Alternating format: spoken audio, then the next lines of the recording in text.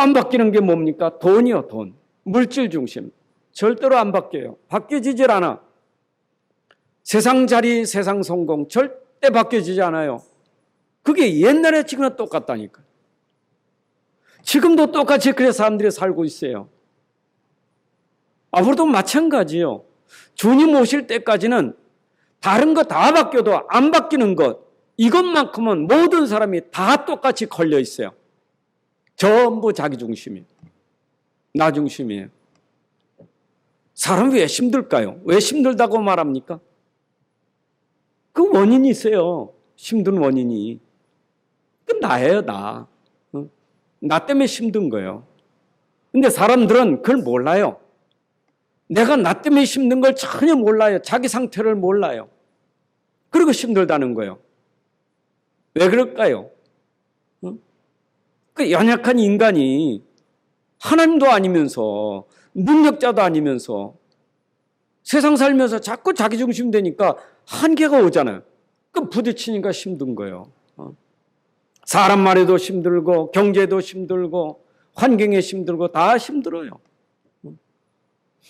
제가 이런 비밀 모를 때 살아온 내 삶의 여정이 얼마나 힘들고 어려웠는지 그 원망이 많았어요. 왜냐하면 우리가 이런 가정에서 왜 이런 부모를 만나가지고 내가 이렇게 살았는가 말이요. 그거 얼마나 그 원망이 많았는지.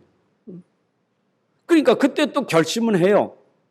결심은 그래 이렇게 살면 안 되지. 나는 저렇게 살 거요.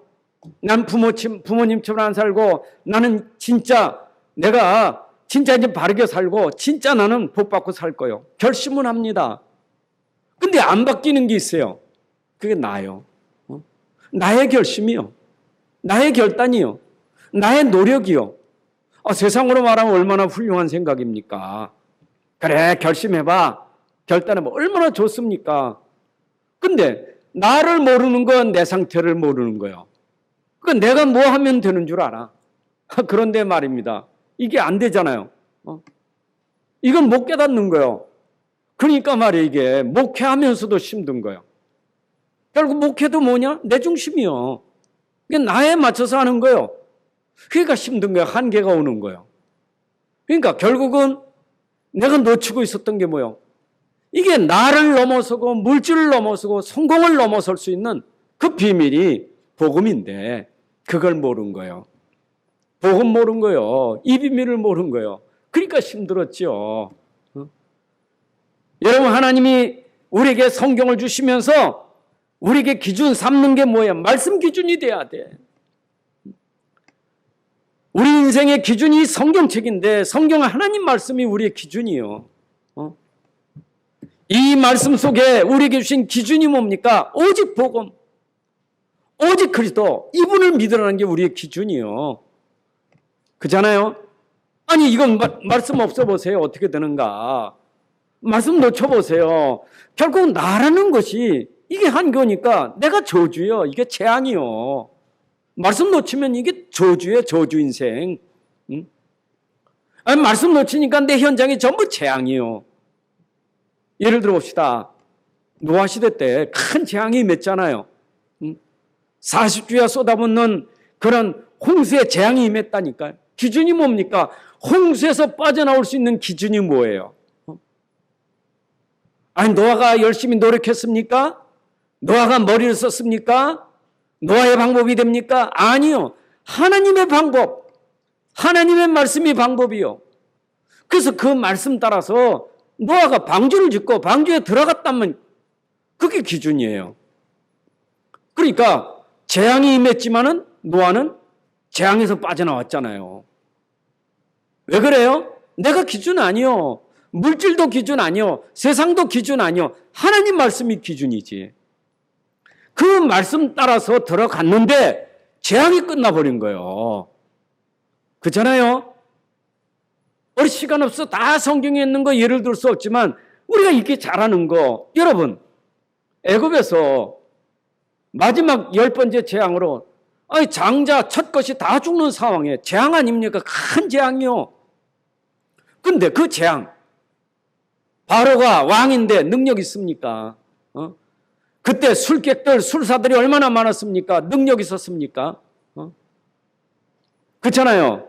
사람은 아무 능력 없어요. 이 재앙을 빠져나올 수 있는 능력은 아무도 없어요. 하나님의 방법, 하나님 주신 말씀. 그게 뭡니까? 양 잡아 피를 문설주 임방에 발라라. 그게 하나님 방법이요. 그래서 하나님 말씀 따라 양을 잡아 피를 문설주 임방에 발랐는데 믿고 발랐죠. 그런데 재앙에서 해방받았잖아요. 이렇게 성경에는 온통 우리에게 구원받는 길이, 재앙에서 빠져나오는 길이 오직 복음밖에 없는 걸 설명하는 거예요. 그렇잖아요. 방주가 복음이요, 유월절 어린 양의 피가 복음이에요. 복음밖에 없어요. 그게 이제 깨달아지는 날, 야, 이거 깨달아지는 날 말입니다. 나른 데서 해방되고 물질에서 해방되고 세상 자리에서 해방받는 진짜 누림이 생기는 거예요. 그게 은혜 받은 사람이요. 우리가 그거부터 먼저 돼야 돼요. 그렇죠? 아니, 세상이 지금 힘든 이유가 다 그거예요. 자기를 모르니까 이유가 많고 핑계가 많아. 아이고, 뭐 환경이 어떻고 사람이 어떻고 코로나 때문에 어떻고 뭐가 상황이, 맞는 현실은 맞는데 영적 사실을 모르고 있는 거예요. 영적 세계를 모르고 있는 거예요. 그게 바로 사람들이 속고 있는 거예요. 안 그렇습니까? 그잖아요. 내가 처한 형편이 진짜 가난하고 진짜 질병이 있는데 이 가난과 질병이라는 것을 벗어날 수 있는 길은 내 힘이 안 돼. 내 능력은 되지 않아요. 이걸 꺾을 수 있는 것은 복음밖에 없어요. 복음밖에 없어요. 그렇잖아요. 여러분, 이 복음의 능력이 바로도 정복하는 거고 애굽의 재앙도 정복하는 거고 40주야 쏟아붓는 홍수도 정복하는 비밀은 복음밖에 없어요. 복음. 그거 못 빠져나오면 거기에 눌린다니까. 매일 눌려 사는 거예요. 아이고, 나는 뭐 환경이 안 좋아, 사람이 어때, 뭐 계속 눌려 사는 거예요. 못 빠져나와요. 왜냐? 나라는 게. 내가 어떻게 힘이 있습니까? 그래서 그리스도가 우리 안에 오셨잖아요. 그리고 지금 함께 하시잖아요. 왜 오셨습니까? 왜 함께 하십니까? 내가 하겠다 이 말이요. 나를 따라오너라. 내가 하겠다 이 말이요. 내가 너와 함께 하겠다. 내가 너를 책임지겠다. 내가 너를 인도하겠다. 내가 역사하겠다. 그러기 위해서 오신 거 아닙니까? 그럼 우리 어떻게 살면 돼요? 우리 믿기만 하면 되는 거예요. 믿음만 가지면 되는 거예요. 그렇잖아요. 불신자야. 틀린 믿음 가지고 있지만 우리는 확실한 믿음, 정확한 믿음을 가지고 있잖아요. 그 성삼위 하나님이 지금 우리 안에 오셔서 함께 계시는데 진짜의 능력을 안다면 우리가 걱정할 게 뭐가 있어요? 그렇죠? 여러분, 이래 돼야 우리가 헌금이라는 걸 제대로 아는 거예요. 이 헌금 모르면요, 불신자는 헌금 얘기만 나면 그냥 핍박하고 막 뭐라 그러잖아요, 지금. 막 헌금 얘기 나면 인터넷에도 완전 도배치려서 그냥 헌금에 대해서. 교회가 말이요, 돈을 걷어가지고 뭐 이 도둑질하고 못된 목사들. 그거는 사람이지 헌금 자체는 문제 있는 게 아니라니까. 헌금이 문제입니까? 사람이 문제지. 그러니까 사람들이 이해를 못하면 자꾸 그런 것 가지고 교회를 욕하고 목사를 욕하고 뭘 욕하는데 헌금은 안 그런 거예요. 여러분들 이해 잘하시죠? 교회가 문제 있는 게 아니라 교회 안에 있는 사람이 문제지 교회가 문제는 아니에요. 그런데 우리가 모르면 교회가 어떻고 헌금이 어떻고 이래 된다니까. 속으면 안 돼요. 헌금에 대한 바른 이해를 해야 돼요. 여러분, 헌금은 제대로 이해하면 헌금은 축복 중에 축복이에요. 헌금이 시험 들 게 아니고 축복 중에 축복이에요. 그래서 오늘 설교 제목도 그랬잖아요. 헌금은 응답이고 축복이지 헌금이 나를 망하게 하는 게 아니에요. 그렇잖아요. 우리가 진짜 헌금 제대로 이해해야 돼요. 근데 헌금을 진짜 아는 사람 누구겠어요? 헌금은 돈 아닙니까? 물질 아닙니까? 그 물질을 제대로 이해하는 사람은 누구겠느냐고요. 그걸 제대로 이해해야 되지. 헌금한 물질을 이해 못하니까 그 물질이 내게 전부라. 그 욕심이 많은 거예요. 거기 탐이 많은, 어찌게 아까워서 이거 어떻게 바칠 수 있겠어요. 그것도 보이지 않는 하나님께. 응? 그렇잖아요. 말도 안 되지. 믿지 않는 사람 하나님도 없지. 거기다 바친다고 주는데 착각은 뭐요? 목사가 다 가져간다고. 그렇잖아요. 그러니까 뭐 부르신 자들 얘기, 야 교회 잘 되냐? 그지? 교회 잘 되냐고. 사업입니까? 부르신 자가 모르니까. 여러분 이렇게 헌금에 대한 이해가 안 되면 헌금 얘기만 나오면 시험 들어. 근데 헌금만 제대로 이해되면 헌금은 복 중에 복이에요. 그래서 우리는 지금 이 고린도서 8장과 9장 두 장을 통해서 바울이 헌금에 대한 것을 제대로 우리에게 이해시키기 위해서 두 장이나 썼다고요. 너무나 중요하기 때문에. 자, 그러면 이 헌금에 대한 얘기를 배경으로 어떤 일이 있었는가? 그게 바로 예루살렘 교회 사도행전 11장 27절부터 30절에 나와 있죠. 예루살렘 교회에 어떤 일이 났습니까? 큰 흉년으로 기근이 심했어요. 얼마나 어려운 사람. 그러니까 교회 성도들이 너무 어려움 당하는 거예요. 기근이 오니까 흉년이 오니까 어렵지 않겠어요. 그런데 반면에 마게도냐, 저 고린도 쪽이나 데살로니가 빌립보 교회들은 경제가 그래도 단단해, 튼튼해. 그러니까 저 예루살렘 교회에서 우리가 헌금을 해서 저들을 부조하자 이 얘기죠. 우리가 부조하고 구조하는 것이 그게 어쩌면 선교 헌금이에요. 선교 헌금. 그렇잖아요. 우리가 저 필리핀 쪽이나 저 낙후된 지역에 선교 헌금 보내면 그 교회에서는 그 돈 가지고 구제할 수도 있는 거예요. 그렇죠? 어려운 사람들 도울 수도 있는 거 아니겠어요? 그러나 우리가 드릴 때는 헌금이에요. 그래서 그 헌금을 지금 바울이 이제 헌금하도록 권면한 거예요. 근데 사실은 고린도 교회가 이걸 알고 제일 먼저 헌금했어요. 헌금에 대한 작정을 제일 먼저 했어요. 근데 교회가 말입니다. 이 어려움을 당하니까 헌금하다가 끝내버렸어. 근데 바울은 그때 고린도 교회가 이 헌금한 것에 대해서 자랑을 했다니까. 마게도니아 지역에.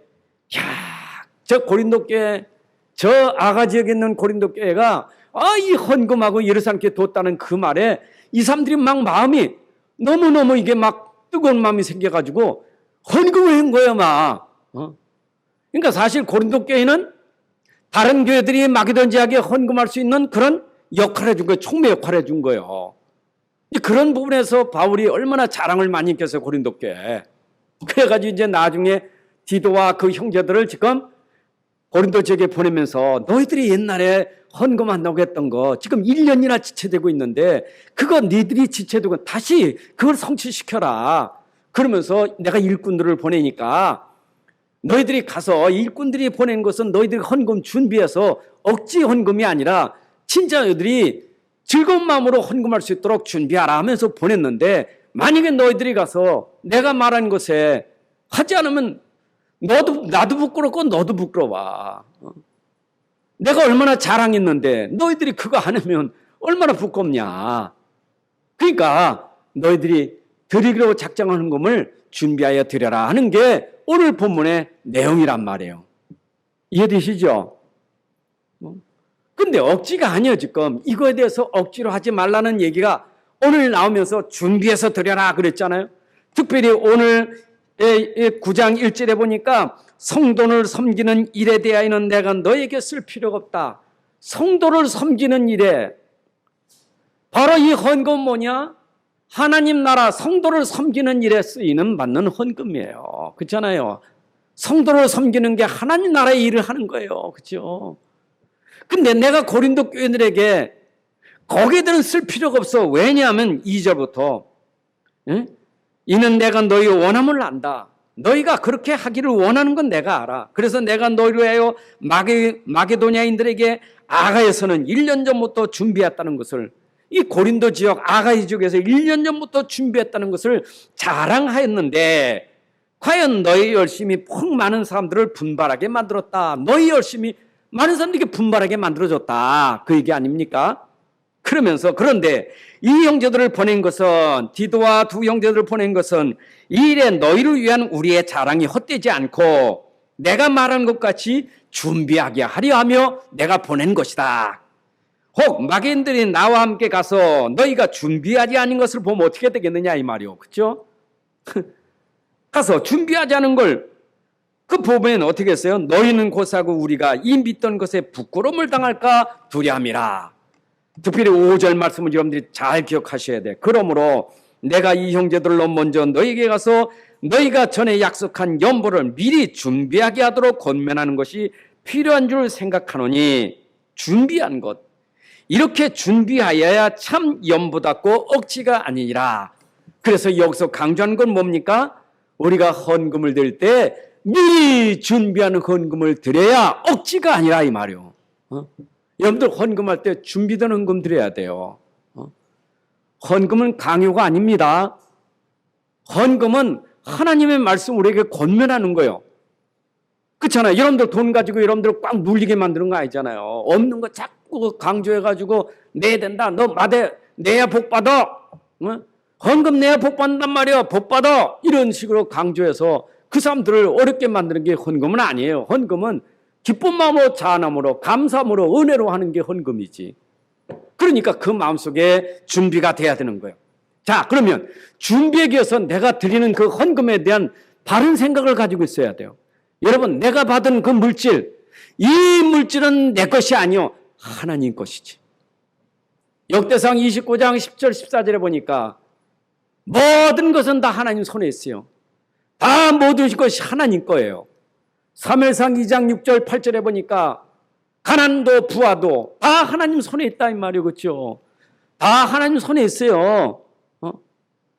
하나님 손에 있는 것, 그거를 내게 은혜로 주신 거예요. 여러분들에게. 여러분들이 가지고 있는 것은 내 것이 아니라 하나님 것인데 하나님이 내게 주신 거예요. 그래서 내 것이 아니라 누구 거예요? 하나님 것이에요.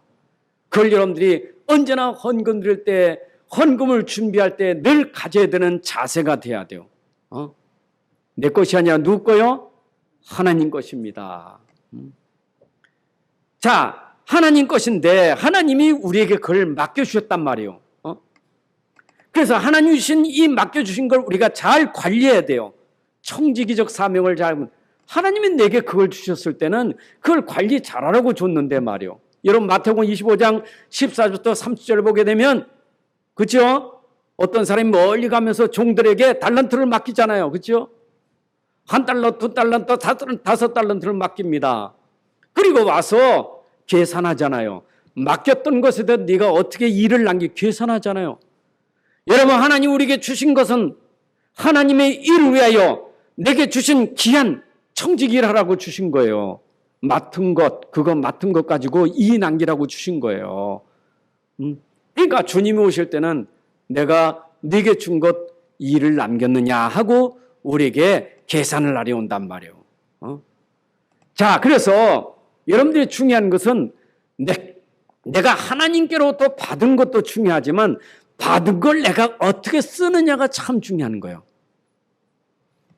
여러분들이 늘 명심하셔야 돼요.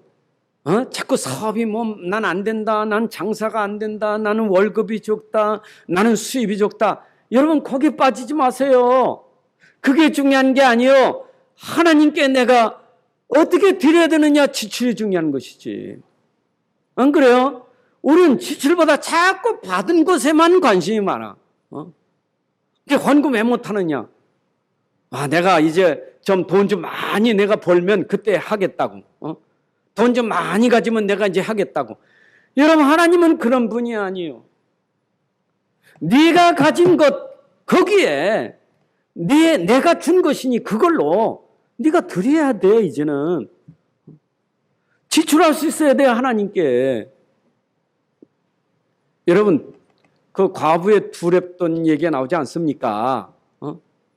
부자들은 풍성한 중에서 연보통에 헌금을 하는 것을 주님이 봤잖아요. 근데 그 가난한 과부는 두렵돈이요. 지금 말하면 1,000원이요. 500원짜리 2개 1,000원이요. 근데 예수님 칭찬하시면서 이 과부는 전 생활비 전부를 드린 것이니라 하며 칭찬했잖아요. 그렇잖아요. 액수가 중요한 게 아니잖아요. 하나님께 드릴 때 내가 어떤 자세를 가지고 드려야 되겠어요?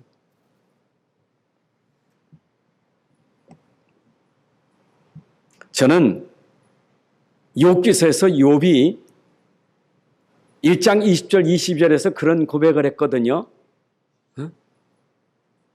그게 자기가 가지고 있는 전 재산이 다 없어졌어. 다 재앙으로 없어졌다니까. 재산이 다 없어졌어. 뭐 자녀들 잃고 재산 없어지고 뭐 건강까지 나중에 문제 오지만 그때 욥이 고백한 거 보세요. 하나님이 주신 겁니다. 근데 없어진 거 하나님이 거두신 겁니다. 난 적신호 왔다가 적신호 가는데 벌거벗으면 왔지만 하나님이 주신 것 가지고 내가 사는 거예요. 근데 하나님도 거두시는 거예요. 여러분들이 그런 자세가 헌금 앞에서 있어야 돼요. 그런 마음으로 우리가 하나님께 드릴 수 있어야 돼요. 그래서 하나님 말씀이 임하면 그 말씀에 따라서 우리가 하나님 앞에 드리는 거예요. 자, 그런데 당연히 드려야 될 헌금을 놓치면 안 돼요. 당연히 드릴 헌금. 하나님이 우리에게 말씀을 통해서 약속으로 주시는 헌금이 있잖아요. 당연한 헌금. 여러분 11조는 당연한 헌금 아니겠어요? 그건 당연히 하나님 앞에 드려야 될 헌금이요. 그건 하나님과 약속으로 되어진 헌금이요. 다시 말씀드려요. 그런데 내가 그걸 드리는데 아깝다. 그 말은 내 것이라고 생각해서 그래요. 근데 그것이 하나님 거예요. 하나님 내게 주신 거예요. 근데 하나님이 내게 주신 것에 내가 말씀의 약속을 따라 10의 1을 하나님께 드리는 거예요. 당연히 드려야 되는 거예요. 그러면 내가 수입이 들어올 때 준비된 헌금 어떤 거예요? 당연히 드릴 헌금의 준비가 돼야 되지. 그렇죠? 억지가 아니고 준비된 헌금이 참 연보다운다 이 말이요. 여러분들이 언제나 수입될 때마다 당연히 드려야 할 헌금에 준비가 있어야 될 줄로 믿습니다. 준비가 있어야 돼요. 우리 뭐 헌금에 4대 헌금 있지 않습니까? 11조 헌금, 건축 헌금, 선경금, 랜넌트 헌금이 4대 헌금인데 이런 부분들이 내가 수입이 왔을 때 많이 드려야 된다는 생각이 아니라 하나님이 주신 것에 내 마음에 감사함으로 드리면 되는 거예요. 믿습니까? 자, 그럴 때 우리가 드릴 때 중요한 것은 헌금 드리는 마음의 자세가 중요하다 이 말이에요. 자, 마음의 자세. 먼저 헌금을 드리면 반드시 헌금은 응답이 있다는 것을 여러분들 아셔야 돼요. 우리가 드리는 헌금은 반드시 응답이 있어요. 하나님께 드리는 거 응답이 있어요. 그래서 여기 씨 뿌리는 파종 비유를 통해서 씨 뿌리는 비유를 가지고 설명되잖아요. 적게 심은 자는 적게 거두고 많이 심은 자는 많이 거두느니라. 심는 게 많아야 거두는 것도 많은 거지. 그렇잖아요. 적게 심는데 어떻게 많은 걸 거둘 수가 있겠어요? 그 얘기입니다. 생각해 보세요. 여러분들이 농부가 말에 씨 뿌릴 때 100평에 뿌리는 거고 10,000평에 뿌리는 거 다르잖아요. 100평에 뿌려놓고 10,000평에서 거둘 생각하면 안 되잖아요. 그렇죠? 내가 10,000평에 그런 거두는 축복을 받으려면 10,000평에 뿌리는 게 있어야 되지. 내가 하나님 앞에 드리는 것은 드리는 것만 그 응답이 오니까 사실은 내 그릇이 중요한 거예요. 그릇이. 헌금은 그릇이 중요한 거예요. 여러분들이 하나님 앞에 드리는 그 헌금, 아니 우리가 은행에 저축을 해도 말입니다. 계속 왜 저축을 잘합니까? 나중에 필요할 때 내가 쓸 수 있는 게 많은 게 저축이에요. 저축 안 해놓고 내가 많은 걸 찾으려고 하면 되겠어요. 저축한 대로 내가 찾아 쓰는 거지. 예수님도 산상보훈 설교하면서 이런 말씀하셨어요. 마태복음 6장 19절 21절에 그런 말씀이 있었죠. 너를 위하여 보물을 땅에 쌓아두지 마라. 너희를 위하여 보물을 땅에 쌓아두지 마라. 왜냐? 땅에는 좀 동록이 해하게 될 것이고 도둑이 구멍을 뚫고 도둑질하느니라. 그런데 오직 너희를 위하여, 앞에는 너희를 위하여 보물을 땅에 쏟지 말고 오직 너희를 위하여, 이건 다른 거예요. 앞에 너희를 위하여고 뒤에 오직 너희를 위하는 다른 말이에요. 오직 너희를 위하여 보물을 하늘에 쌓아두라. 왜냐? 거기는 좀 더 등록도 해야지 못할 것이고 도둑질도 당하지 않을 것이니 너희가 거기에 들여라. 그러면서 21절에 중요한 말씀하셨어요. 네 보물이 있는 그곳에 네 마음이 있느니라 그랬어요. 여러분, 우리가 하나님 앞에 드리는 그 헌금 속에 내 마음이 있다는 것을 아셔야 돼요. 그렇잖아요. 아니, 사람이 그 돈이라는 것에 내 마음이 간다니까. 근데 내가 하나님 앞에 그 귀한 헌금을 드릴 때 내 마음이 거기에 있는 거예요. 땅에서 싸우면 땅에 마음이 있는 거고 위에 싸우면 위에 마음이 있는 거예요. 그러면서 뭐라 했어요? 너희들이 드릴 때 각각 그 마음에 정한 대로 하라. 우러나는 대로 하라 이 말. 다른 표현. 우러나는 대로. 각각 사람이 드리는 게 달라요. 받은 것이 다르고 받은 은혜가 다르기 때문에 드리는 것도 당연히 다를 수 있는 거예요. 그래서 여러분들이 헌금이라는 것은 남의 비교해서 하는 게 아니에요. 사도행전 5장 1절부터 4절에 보게 되면 아나니아 삽비라가 그 비교하면서 헌금 드렸다가 사단이 그 마음속에 들어가서 아나니아 삽비라가 시험 들고 그 저주받게 되잖아요. 그래서 우리가 남 헌금 드리는 것에서 왜 저 사람 헌금 조금만이야 많이야 그 말 해서도 안 되고 내가 누구의 헌금 앞에서 체면 때문에 내가 헌금을 해야 돼. 그것도 아니에요. 하나님이 여러분 마음속에 각각 정한 대로 하나님 앞에 드려라 이 말이에요. 내 마음에 정한 대로. 그 정함은 어떻게 나와요? 바로 이 물질이 누구 것이냐? 하나님 주신 것. 그리고 이 하나님이 주신 것을 내가 청지기로 하나님 나라에서 쓰겠다는 그 마음이 되어질 때 내가 기쁜 마음으로 드릴 수 있는 거예요. 그런 헌금이 돼야 될 줄로 믿습니다. 지금 고린도 교회에 편지 보내면서 너희들이 정한 대로 해라. 억지로 하지 말고 내가 너희들에게 헌금에 대한 권면하는데 이 권면이 강요가 아니다.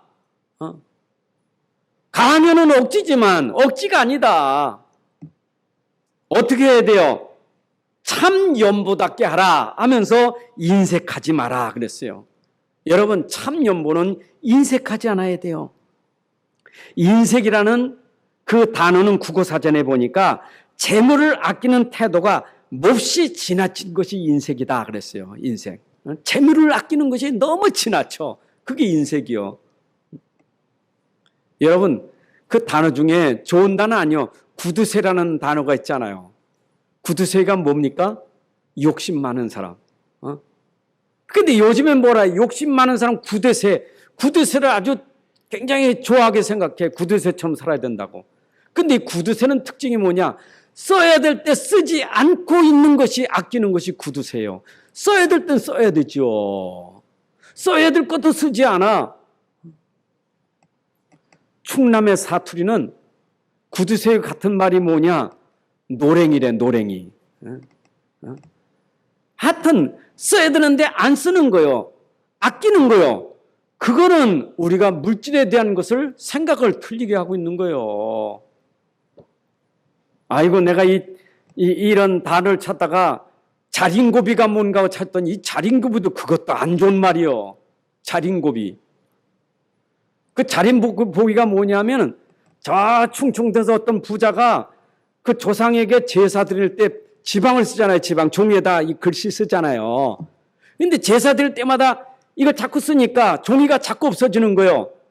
그래서 기름에다 절인 게 자린이요. 기름에 절였어. 그래가지고 기름에 절여가지고 거기다가 고비, 부모 조상 때 부모 조상에게 쓰는 지방이 고비라는 거예요.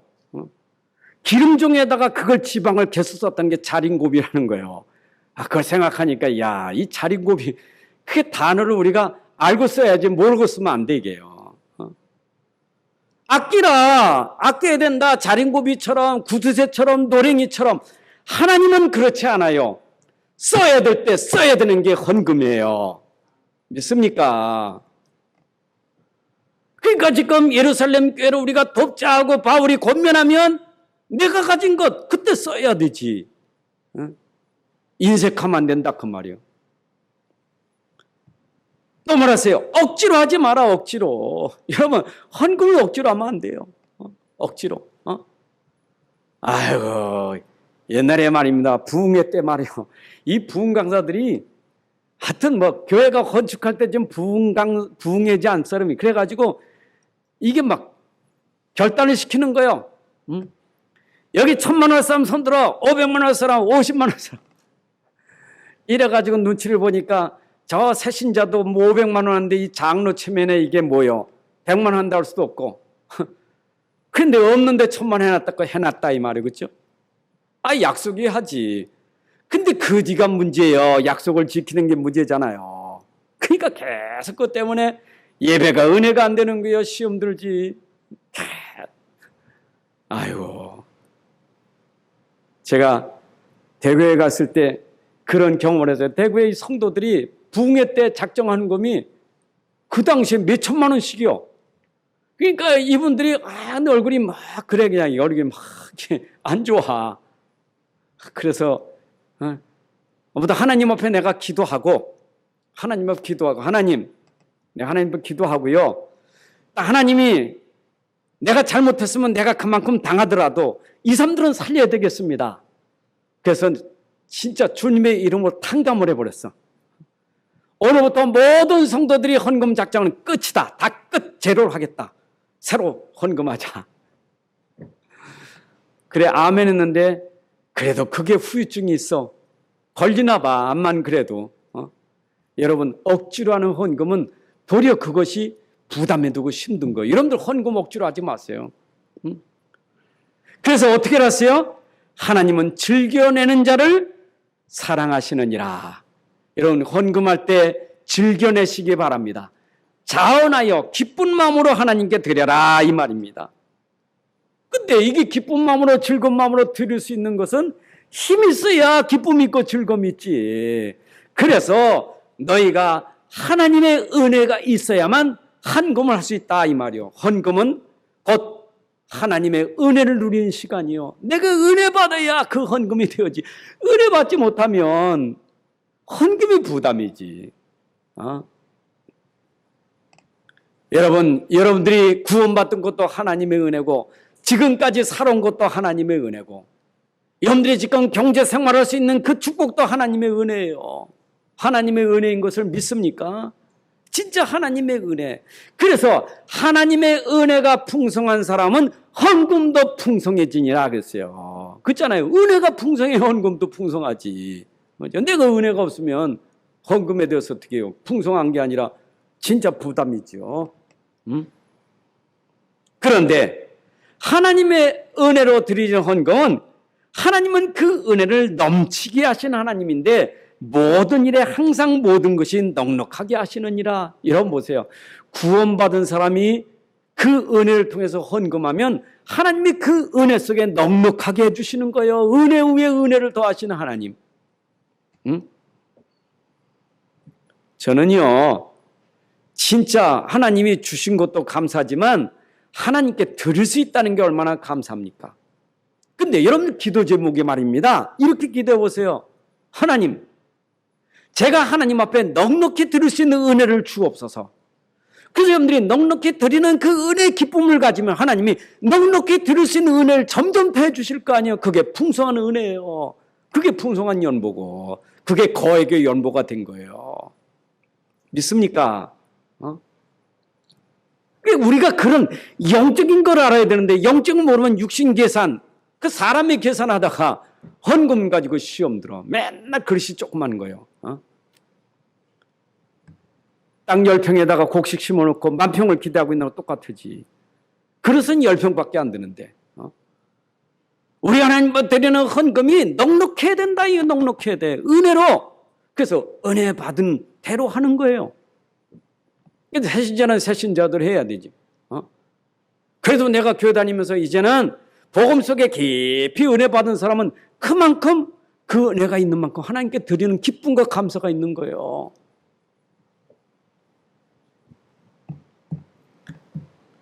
헌금이 점점 많아지는 것에 감사할 수 있어야 돼. 그게 잘 이해되셔야 돼. 11조가 점점 많이 드려지는 것에 감사할 수 있어야 돼. 그게 이해돼야 돼.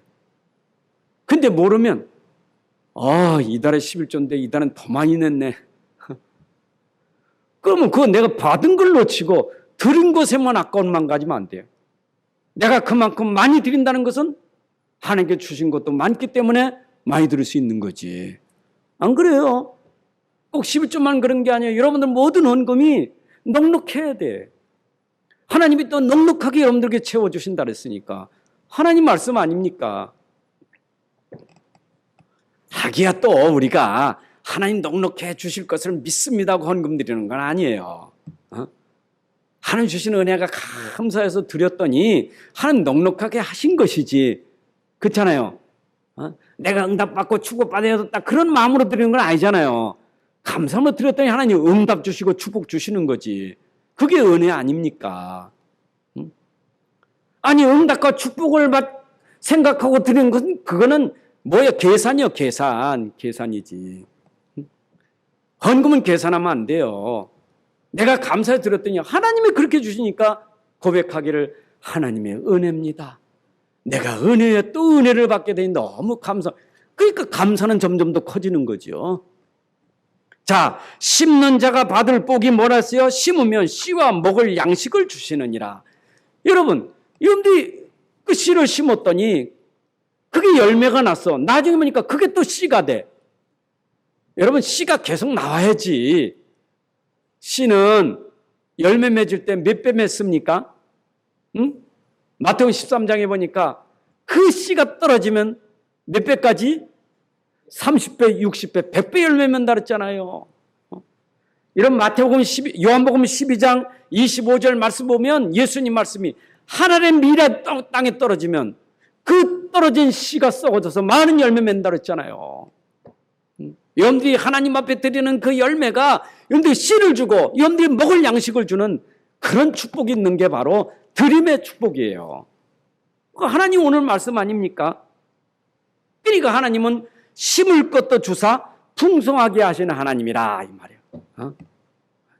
그러면 안 되면 심을 것도 없어. 씨도 없어. 그 씨도 없으면 어떻게? 어디서 또 사와야지. 근데 내가 하나님께 드렸더니 그 뿌린 열매에서 나오는데 그게 나온 그 씨가 또 그에 풍성하게 얻을 수 있는 또 씨가 되니 야, 이게 하나님의 법칙이에요. 내게 아니고 하나님 말씀입니다. 바울을 통해서 권면한 그 말씀이 하나님 말씀이에요. 이 말씀 우리가 언약으로 붙잡아야 돼요. 우리 복은 가졌기 때문에. 그리고 너의 의의 열매를 더하게 하시느냐. 의의 열매 있잖아요. 의의 열매. 여러분 의가 무슨 의입니까? 옳을 의요. 옳을 의. 우리가 그 열매가 옳은 데 쓰이는 열매가 되어야 되는 거예요. 가장 옳은 데가 뭡니까? 영혼 구하는 데 쓰이는 게 가장 귀한 열매 아니겠어요? 그렇죠? 영혼 구하는 게 최고의 열매지. 맞잖아요. 내가 드리는 헌금이 의의 열매, 영혼 구하는 열매, 전도 선교하고 렘넌트 일으킨 데 쓰는 열매라면 얼마나 복받은 열매입니까? 그렇죠? 그걸 우리가 빛의 경제, 전도 경제, 선교 경제라는 거예요. 렘넌트 경제라는 거예요. 그게 진짜 경제예요. 근데 사람들이 이상하지. 의의 열매가 아니라 악의 열매를 맺는 게 있어요. 그걸 죄악세라는 거예요. 악행세. 미국에서 그 죄악세가 있잖아요. 악행세가 있잖아요. 뉴욕시가 너무 코로나19에 재정이 어려우니까 이 악행세를 이 죄악세를 이거 물겠다. 죄악세. 왜냐? 어마어마하게 생겨도는데 죄악세는 물겠다는 거예요. 그게 뭡니까? 악행세, 죄악세가 뭐예요? 그게 알코올, 도박, 매춘 이런 것들이요. 이런 것들은 세금을 많이 매겨서 그걸 억제시키려고 하는 게 죄악세거든요. 근데 세금을 많이 내도 남을 수 있는 게 그 죄악세라. 그러니까 경제가 흑암 경제, 이 어두운 경제에 얼마나 많이 들어가는 것을 알아야 돼요. 여러분들이 하나님 앞에 드리는 헌금은 의의 열매, 빛의 경제인데 이걸 놓치면 우리가 어디다 이 돈을 쓰느냐고요. 어디다 씁니까? 불의 열매 맺는 데 써서는 안 되잖아요. 어두운 경제 써서는 안 되잖아요. 이 가만히 보면요, 돈을 아끼긴 아끼는데 쓰는데 보면 잘못 쓰는 거예요. 이게 잘못 쓰는 거예요. 그러니까 하나님 보실 때 빛의 경제, 이면 경제 하나님이 주시는 축복이 있는데 그걸 놓치니까 꼭 하나님이 주면 안 되잖아요. 자꾸 그거 가져가지고 자꾸 죄 짓는 데 쓰면 하나님 주시겠어요? 우리가 하나님 앞에 제대로 헌금드려야 하나님은 더 넉넉히 주시고 풍성하게 주시고 그게 하나님의 법칙이지. 자, 그러면서 헌금을 뭐라 했어요? 성도의 부족한 것을 보충하는 봉사의 직무라. 여러분, 우리가 이 헌금을 통해서 성도들이 부족할 때 보충해 줄 수 있는 것이 헌금이에요. 우리는 임마누엘, 위드 임마누엘 원리스 아닙니까? 하나님이 나와 함께한, 우리와 함께하는 거예요. 예루살렘 교회, 안디옥 교회, 마게도냐 교회 전부 원리스 되어서 우리는 세계복음화 237을 살려야 되는 거예요. 그때 부족한 것을 보충하는 것은 서로가 헌금에서 부족한 걸 보충해 줄 수 있어야 돼요. 그래서 헌금하는 거예요. 선교헌금이. 맞잖아요. 아니, 예루살렘 교회가 안디옥 교회를 도울 땐 처음에는 영적인 것만, 이 복음의 영적인 것만 전달해 준 게 아니라 헌금도 줘서 교회를 세운 거 아니겠어요? 그런데 모교회가 어려움을 당할 때는 그동안 받은 축복도 있고 은혜도 있는데 우리가 받은 축복이 있잖아요. 그래서 그들에게 헌금하니 이것이 균형을 이루게 되는 것이니라 그랬잖아요. 그래서 우리는 하나님이 우리에게 주신 것은 나만 혼자 잘 사는 게 아니라 우리가 함께 같이 이 축복 속에서 균형을 이루게 하시는 것이 하나님 뜻이에요. 맞죠? 공산주의가 이걸 이해 못해서 말이에요. 농사 져가지고 같이 나눠 먹자는 게 공산주의 아닙니까? 이론은 좋은데 공산주의는 뭡니까? 이건 물질 중심이라 공산주의는. 그렇잖아요. 민주주의는 사람 중심이고 우리는 물질 중심도 사람 중심도 아니라 하나님 중심이에요. 하나님 중심. 우리가 진짜 복음 중심, 하나님 중심이라면 그 중심은 세상에서 그들이 말하는 걸 초월하는 그런 균형을 이룰 수 있어야 돼요. 기쁨으로, 자원함으로. 모든 사람을 섬기는 너희의 후한 연보로 하나님께 영광을 돌리느니라. 여러분, 우리가 모든 사람을 섬기는 그 헌금이 하나님께 영광을 돌리는 일이 되는 것이에요. 여러분들 헌금이 하나님께 영광 돌리는 일이 되는 거예요. 그러니까 얼마나 축복입니까? 자, 우리가 다시 한번 정리하면 모든 소유는 다 하나님의 절대 주권 속에 있어요. 여러분들이 가진 것 다 하나님의 절대 주권 속에 있는 거예요. 우리가 가진 것은 내 거 아니요. 다 하나님의 손에 있는 거예요. 다 하나님 거예요. 여러분 인생도 하나님 거예요. 여러분 가진 게 다 하나님 거예요. 믿습니까? 나를 지으신 하나님이 하늘 땅에 있는 모든 것을 나에게 주시고 그걸 누리게 하신 거예요. 그러니까 우리는 받은 것에 대한 감사함이 하나님이 주셨으니까 감사하면서 누리고 사는 거예요. 그거 잊으면 안 돼요. 우리가 자칫하면 이런 걸 놓쳐가지고 맨날 내 것인 것처럼 생각하면 내 것 해가지고 거기에 무너지고 거기에 시험 들고 그러잖아요. 하나님 것으로 하셔야 돼. 그래서 여러분들이 쓸 때도 감사함으로 쓸 수 있어야 돼요. 쓸 때도 기도하면서 쓸 수 있어야 돼요. 하나님 거니까. 하나님 것이니까. 그리고 하나님이 내게 주신 것을 내가 잘 관리해야 돼요. 여러분 자신도 하나님 것이 있기 때문에 여러분 마음대로 하면 안 돼요. 이 몸도 하나님을 위해서 귀하게 쓸 수 있어야 돼요. 이 몸도 하나님 위해서 쓸 수 있어야 돼요. 그게 몸에 대한 청직이에요. 어찌 내 몸을 내 마음대로 확대하고 어떤 사람은 자살까지 하고 말이에요. 그 하나님이 주신 건데 그 살인이에요. 살인. 남 죽이는 것도 살인이지만 내 몸을 살인 것도 살인이에요. 내 몸도 하나님 주신 거예요. 이 몸만 아니라 내게 시간도 경제도 다 하나님 거예요. 이제는 하나님이 주신 것을 내가 잘 관리할 수 있어야 돼.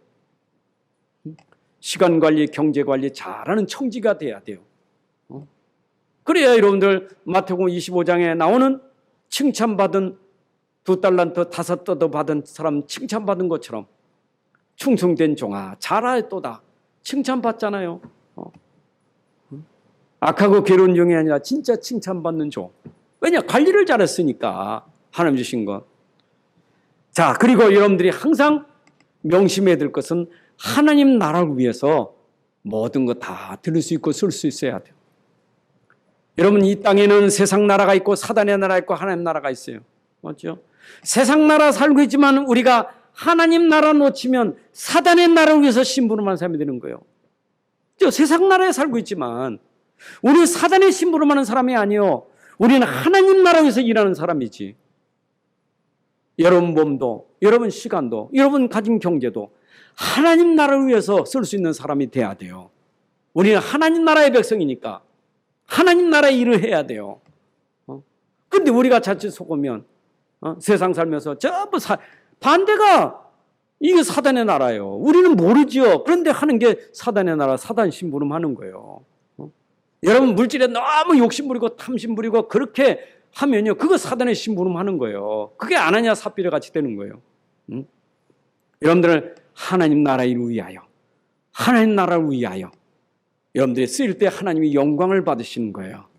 왜냐? 우리는 복음 가진 사람이고, 우리는 복음 가지고 이 복음으로 237 살려야 될 주역이니까, 렘넌트 살려야 되니까. 그래서 우리가 오늘 이 말씀을 잘 붙잡고 부담이 아니라 이 말씀이 나에게 언약이 되고, 이 말씀이 성취되고, 이 말씀이 성취된 응답받고, 그리고 이 말씀 성취 속에 237을 살리는 실제적인 축복이, 응답이 여러분들에게 헌금을 통해서 일어나기를 주님의 이름으로 축복합니다. 하나님 아버지 감사합니다. 하나님께서 우리에게 또 헌금에 대한 비밀을 다시 한번 정리하고 깨닫게 해주시니 감사합니다. 바울이 고린도 교회에 편지 쓰면서 헌금에 대한 말씀을 많이 해주셨는데 그 말씀이 오늘 우리에게 언약이 되게 해주셔서 헌금으로 응답과 축복 누리는 삶이 되게 하여 주옵소서. 하나님 주신 물질을 하나님 나라 위하여 올바르게 사용할 수 있는 의의 열매가 되게 해주시고, 이것을 통하여 많은 영혼들을 구원하고 렘넌트를 일으킬 응답에 축복받는 주역이 되게 하여 주옵소서.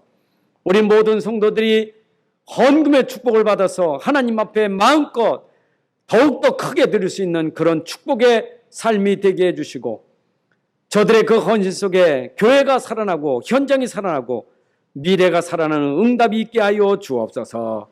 주 예수 그리스도의 이름으로 기도합나이다. 아멘.